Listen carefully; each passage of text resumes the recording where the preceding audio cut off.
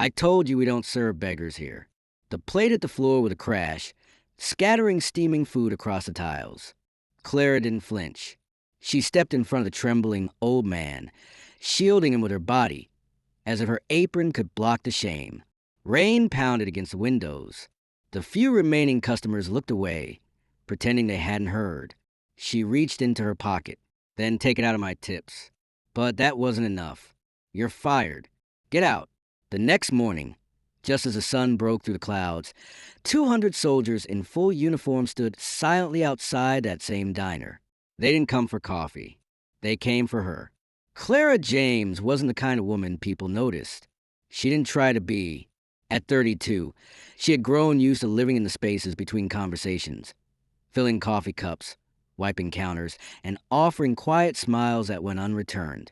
In a town like Ridgefield, Kentucky, where the factory had shut down and the paint on every storefront seemed to be peeling in slow motion, being invisible was less a choice than a survival skill. She wore her brown apron like armor, and her ponytail was always tied just tight enough to keep the weight of the day off her shoulders. Most mornings, she opened Billy's diner before the sun did. Most nights, she closed it long after the last regular had shuffled out. No one ever asked her why she worked double shifts. No one ever asked her much at all. But Clara had her reasons, and all of them traced back to a small apartment with a cracked kitchen window, a one-eyed tabby named Smokey, and a shoebox filled with war medals under her bed. She'd been raised by her grandfather, Henry James, a Korean War veteran with a crooked back, a sharper tongue, and a heart soft as cornbread. He'd stepped in when her parents vanished into their own storm of mistakes, and he'd raised Clara on stories of discipline, dignity, and doing what's right, even when no one claps for you. Especially then, Clara, he used to say, puffing on his old pipe, honor isn't something loud. It's quiet, like sweeping the porch before the guests come, even if they never show. When he passed 3 years ago, the world lost one of its better listeners. Clara hadn't cried much at the funeral. Not because she didn't hurt, but because she knew he would have wanted her to hold strong. Stand tall. He used to whisper, even when you feel small. Since then, she'd taken that strength and buried it deep. She worked the early shift and the late shift, took care of Smokey, and paid rent on time. Or at least she had, until last month, when her roommate lost her job, skipped out without warning, and left Clara with an overdue utility bill, half a lease, and a landlord with no patience. By the time she dragged her suitcase and a box of essentials to a rented room above an auto garage, Smokey meowed once, rubbed his scarred face against her calf, and curled up in a drawer lined with a kitchen towel. Clara stared at the ceiling that night, one hand resting on the cat's side, and promised herself she'd make it through. Again, the new place was barely a step above a storage unit. One outlet sparked if she looked at it wrong. The bathroom faucet screamed like a banshee in her savings, exactly $64.38 and falling. But she still got up at 5 a.m. and walked to the diner in the rain. She still smiled at customers who left change as tips, and she still brought Smokey a spoon of tuna from a break room stash whenever she could sneak it. People in town liked to say that Clara James was a quiet girl, but what they really meant was she didn't ask for anything. She didn't complain when someone spilled coffee on her shoes, didn't flinch when the cook barked orders through a cloud of grease, didn't argue when her paycheck came light, and the manager told her to be grateful to have work at all. But what they didn't see was that Clara noticed everything. She noticed which regulars looked lonelier after they finished their meal. She noticed when the new dishwasher had bruises he couldn't explain. And she especially noticed the ones who came in out of the rain, asking only for water and never quite met her eyes. Her life was a patchwork of small kindnesses and invisible burdens, and she wore them all without complaint. Sometimes, late at night, she'd hold her grandfather's dog tags in one hand and Smokey in the other, and she'd whisper, "We're okay. We're still okay." But the truth was, she was tired. Not just bone tired, but so tired from all the pretending, all the swallowing of injustice, all the watch of the world while standing on the sidelines. She never asked for a miracle. She just hoped the roof wouldn't leak again. And yet, on that one rainy evening, a Tuesday quiet as any other, when the door to the diner creaked open and a soaked, trembling man in an old military coat limped through, Clara didn't see a stranger. She saw her grandfather, and in that moment, Something shifted, not in the world, but inside her. The rain was coming down sideways by the time the door creaked open. Wind swept a burst of cold air through the diner, and every customer's head instinctively turned, if only for a moment. A man stood in the doorway, soaked to the bone. His coat, once military green, now hung in tatters, weighed down with water. A faded U.S. Army insignia barely clung to the sleeve. His beard was gray, patchy, unkempt. His left leg dragged slightly behind him, bandaged in layers of gauze that had seen better days. His hands, shaking as he removed a sopping knit cap, were covered in calluses, knuckles scarred and swollen. He held a small paper bag close to his chest, like it was made of glass. Clara was behind the counter, wiping a stubborn ketchup stain. She didn't flinch. She saw the way he paused, uncertain, scanning the room, not for a table, but for permission to exist. Most of the other diners turned away, suddenly engrossed in their coffee or their phones. The waitress on shift before Clara had once said, "People like that don't want help, they want attention." Clara had never believed that. People like that, she thought, were usually just trying to be invisible. He shuffled to a booth in the far corner, quietly, respectfully. He didn't sit, just stood beside it, one hand resting on the backrest, as if needing its support. Clara walked over, towel still in hand, her apron already damp from her earlier shift. "Evening," she said gently. "Can I get you something warm?" The man didn't look at her at first. His eyes were locked on the floor, as though afraid his presence alone might get him thrown out. When he finally lifted his head, Clara caught the unmistakable glint of pain and pride fighting for space in the same tired gaze. "Just a cup of hot water, ma'am," he said softly, "and maybe if you've got a crust of bread that's headed for the trash." His voice cracked, not from weakness, but from the weight of asking. Clara's breath caught in her chest. She had heard almost those exact words before, from her grandfather, recounting the time a stranger fed him on a rainy night in Busan, 1952. She nodded once. "I'll see what I can do." Back in the kitchen, a returned order sat under the heat lamp, chicken and dumplings, untouched. She took it, carefully plated it with extra buttered bread, and poured a fresh cup of black coffee. She slid it onto a tray with a small cloth napkin and walked back like it was the most normal thing in the world. "This was sent back just now," she said, placing it in front of him. "Still hot." He looked up, startled. "I can't pay."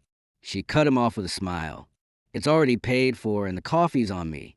The man stared at the tray, as if unsure whether to cry or run. Then, slowly, he reached out and wrapped his fingers around the mug. "You remind me of my wife," he murmured. "She used to do things like this. Said everyone deserved warmth, especially those who've lived through too much cold." Clara blinked hard, trying to keep her own tears at bay. From across the room, the diner's owner spotted them. His eyes narrowed, his mouth already forming the words that would echo louder than any storm outside. But in that moment, Clara wasn't thinking about rules or repercussions. She was thinking about the man in front of her, someone who had clearly fought for a country that now passed him by without a second glance. As he ate, slowly and gratefully, he held his fork like it weighed 1,000 pounds. He chewed each bite like it was the first solid food in days. Clara noticed how he sat straight, despite the pain in his leg. He didn't complain, didn't beg, didn't blame. When he finished, he looked up with watery eyes and whispered, "You just saved a soul tonight, miss." Might have been broken, but not forgotten. He reached into the inner pocket of his coat and pulled out a rusted military dog tag, the chain frayed and dull. Pressing it into her palm, he said, "Name's Eli Turner. If I don't make it through this winter, I want someone to know I existed." And just like that, he stood and disappeared into the storm, his silhouette swallowed by the gray. Clara stood frozen, the tag warm her hand despite the cold. She didn't know what tomorrow would bring. Rent was still due. Smokey still needed food. The world still spun in its usual indifference. But something in her had shifted. For the first time in a long time, she felt like she had just done something that mattered, even if no one else noticed. The sound of the front door slamming open broke the moment like glass. Clara barely turned before the voice came, sharp, loud, and soaked in disgust. Clara stood tall, the dog tag tucked safely in her apron pocket. He was a veteran, sir, she said quietly. He asked for hot water and a crust of bread. I gave him food that was going to be thrown away. Wayne's voice rose, louder this time, enough to make the handful of customers turn their heads, then quickly look away again. This ain't a charity, Clara. I've told you before, if people see us feeding street trash for free, they'll think we're a soup kitchen. A middle-aged couple in the corner went silent, stirring their coffee with exaggerated slowness. No one met her eyes. No one spoke. Clara inhaled deeply. I paid for the coffee. You can take it out of my tips. Wayne slammed his palm against the counter with a sound like a gunshot. I said no, he barked. You just made me look soft in front of customers. You don't get to decide how I run this place. Then came the final blow. You're fired, right now. Pack your things and get out. His finger pointed to the door like a dagger. The diner grew colder in that moment, not because of the rain outside, but because of what was missing inside. Decency, support, anyone willing to say a word in her defense. Clara's hands trembled as she untied her apron. She wasn't surprised. Not really. Disappointed, yes. Hurt? Absolutely, but surprised? No. What stung worse than the shouting was the silence from everyone else. The woman in the corner leaned toward her husband and whispered, "That's what happens when you bring trouble inside." Someone else cleared their throat, shifted uncomfortably in their seat, and went back to reading the menu, as if none of it mattered. No one stood up. No one said she was right. No one even thanked her. She walked out into the pouring rain, her canvas shoes soaked through in seconds, hair flattened against her forehead. Her arms clutched her bag, but her spine stayed straight, just like her grandfather taught her. Outside, she stood under the awning, heart pounding. She didn't cry. She couldn't afford to. Not here, not now. A rustling sound caught her ear. From the alley beside the diner, the veteran appeared once more, hobbling toward her with effort. His breath was shallow, but his eyes still carried that quiet fire. "I saw what happened," he said. "I shouldn't have let you pay a price for me." Clara shook her head. "You didn't do anything wrong." He reached into his coat again and pressed something into her hand, his dog tag. "You just saved a shattered soul, child," he said hoarsely. "You reminded me I wasn't invisible."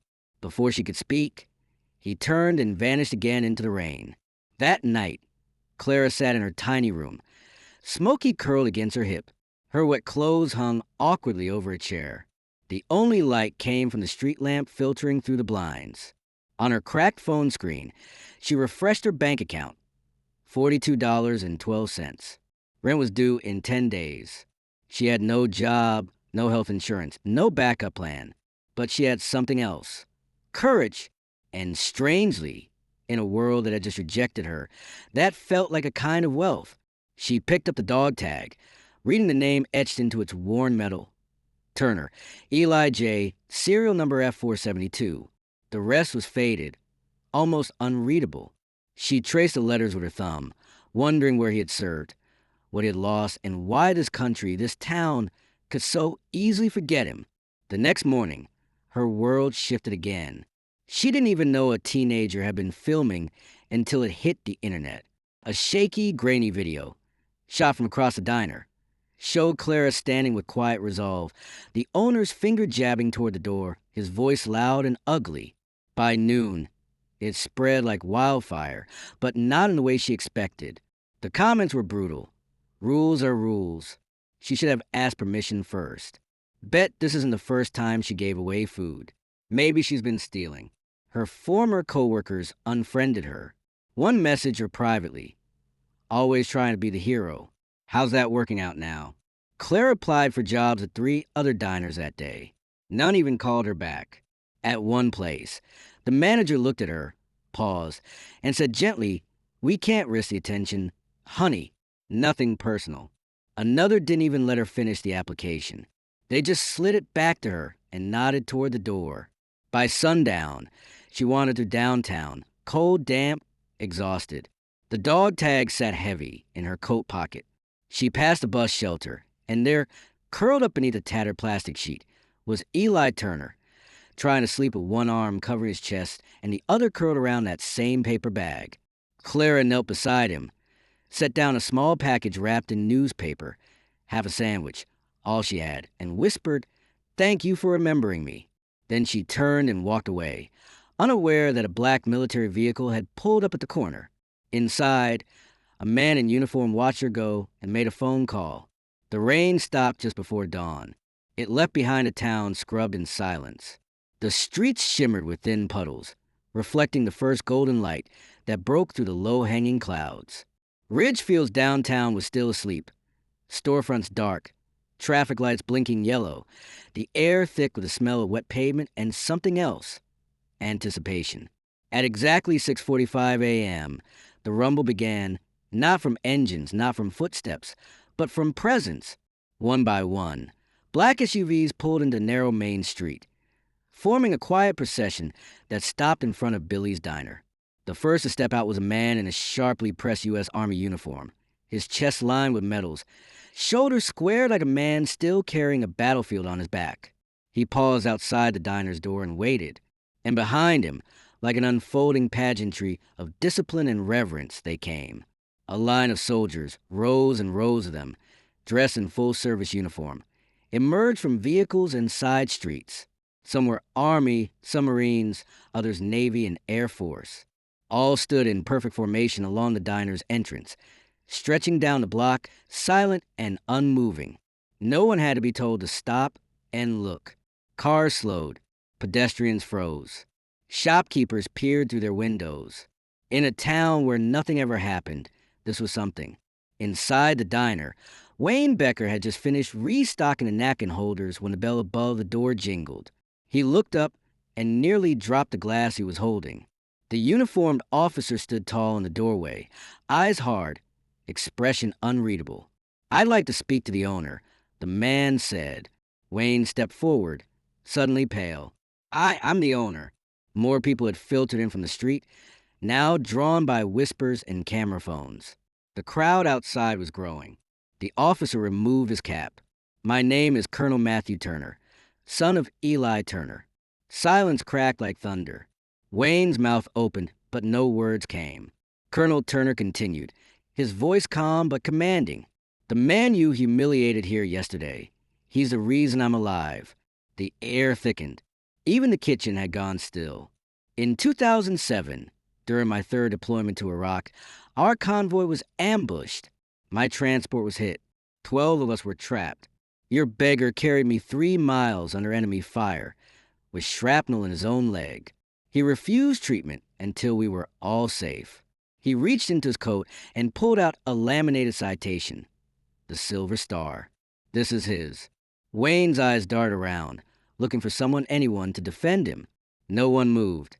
"He refused help for years," Turner said, voice cracking slightly. "After my mother died, his PTSD got worse. He disappeared. We searched for months, and now," he said, stepping closer to the counter, "we find him here, fed and sheltered, not by the system, not by the town, but by a waitress, one you fired." There were murmurs outside, phones capturing every word, hashtags already forming. Michael Rutherford earned medals most men only dream of. Turner continued, slipping into a steadier rhythm. "But he told me once, medals don't feed the hungry." So he pawned his Silver Star, to buy food for a homeless family. He paused, then added, "The waitress who stood up for him yesterday reminded me of the country he thought he'd lost." At that cue, a young corporal stepped through the door, holding a small black case. Inside, the very medal Eli had pawned. Turner turned to the door. "Bring her here." Clara had no idea what was happening until someone knocked on the door of her rented room above the garage. A local reporter, flushed and breathless, stood there with a camera crew behind her. "They're asking for you," she said. "The soldiers, the whole block is shut down. Colonel Turner, you have to come now." Clara thought she was still dreaming, but the crowd, the eyes, the uniforms, the salutes were very real. As she approached the diner, the line of soldiers parted slightly. Then, at once, they all raised their right hands to their foreheads. 200 soldiers saluting her, a waitress. Clara froze. Her throat tightened, her breath caught in her chest. Colonel Turner stepped forward, presenting the medal. "My father wanted you to have this." Clara shook her head, trembling. "I can't. It's not mine." Turner gently placed it in her hand. "It is now." The fallout was swift. The diner closed the next day. Suppliers canceled orders. Staff resigned. Veterans groups picketed the front steps. Wayne Becker vanished from town in a matter of weeks. But Clara didn't gloat, didn't make statements, didn't post on social media. She simply returned to doing what she did best, serving with quiet strength. Only now she had help. A veteran nonprofit offered her a full-time job managing a new community kitchen. The soldiers she'd met that day, many came back to volunteer. The line outside her kitchen grew, but so did the warmth inside. And in the corner of her office sat a small wooden box. Inside, a folded flag, a silver star, and one tarnished dog tag that never left her pocket. It didn't happen overnight. Justice never does. It creeps in slowly, like morning light across a windowsill. Quiet, steady, unstoppable. The diner where Clara James once worked now sat dark and empty. Its open 24 hours neon sign had gone cold, and a sun-bleached release notice flapped behind the window. For years, it had served truckers, townsfolk, and tourists alike. But after that morning, the morning of the soldiers, it never served anyone again. Across town, something new had taken root. In an old warehouse that once stored broken vending machines, the lights now stayed on late into the night. Laughter echoed down the hallways. The smell of chili, cornbread, and warm coffee drifted out through the doors. Clara stood at the heart of it all. The Ridgefield Community Kitchen, operated by a veteran-founded nonprofit, had offered Clara the role of manager within a week of the incident. She hadn't asked for it. She never chased attention. But people like Colonel Turner had made sure her story was heard. Not for applause, but to remind the country what real courage looks like. On paper, Clara was now in charge of the kitchen. In truth, it felt more like a family than a job. Former soldiers peeled potatoes beside single mothers. High school volunteers ladled soup next to retired nurses. Smokey, the cat, now a beloved fixture, watched over it all from a windowsill, like a war-weary general with one good eye and a soft heart. But the most remarkable moment came one week after the salute that changed everything. It was just after 4 p.m. The kitchen was winding down for the day when the door creaked open, and a small boy walked in, no more than 7 or 8. He had sandy hair, oversized sneakers, and a serious expression. In one hand, he held a dollar bill, folded carefully in thirds. In the other, a cookie wrapped in wax paper and tied with string. He walked straight to the counter and looked up at Clara. "I saw you in the video," he said. "My grandpa was a soldier, too. He used to help people. So I wanted to help someone, too." He placed a cookie and the dollar on the counter. Clara knelt beside him, hands on her knees, trying not to cry. "Can I use this to help someone else?" he asked. She didn't speak for a long moment. She couldn't. Instead, she placed her hand over her heart, the same way 200 soldiers had done days earlier, and gave him a quiet nod. No speech, no grand gesture, just one kind act echoing forward. Eli Turner, the veteran who started it all, now had a roof over his head and regular care at a nearby VA housing unit.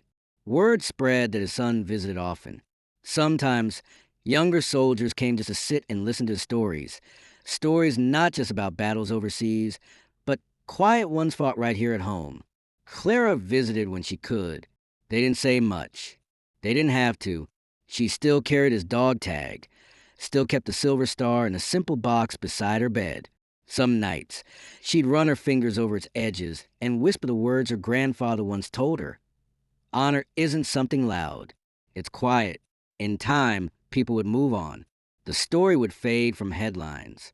The video would scroll down the feed of yesterday's outrage. But those who had seen it, who had really seen it, would remember. Not because Clara stood up, but because she did so when it was hardest, because she gave without expecting anything back. Because in a world that too often forgets its quiet heroes, she reminded everyone what dignity looks like when no one is clapping.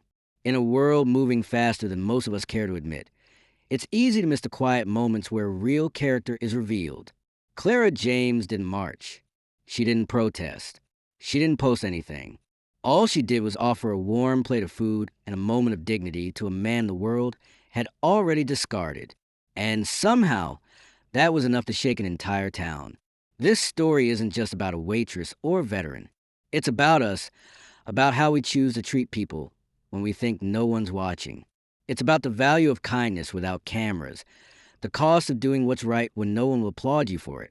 How many people have we overlooked at the grocery store, the park bench, or even our own family dinner tables? How often do we let fear, policy, or pride speak louder than compassion?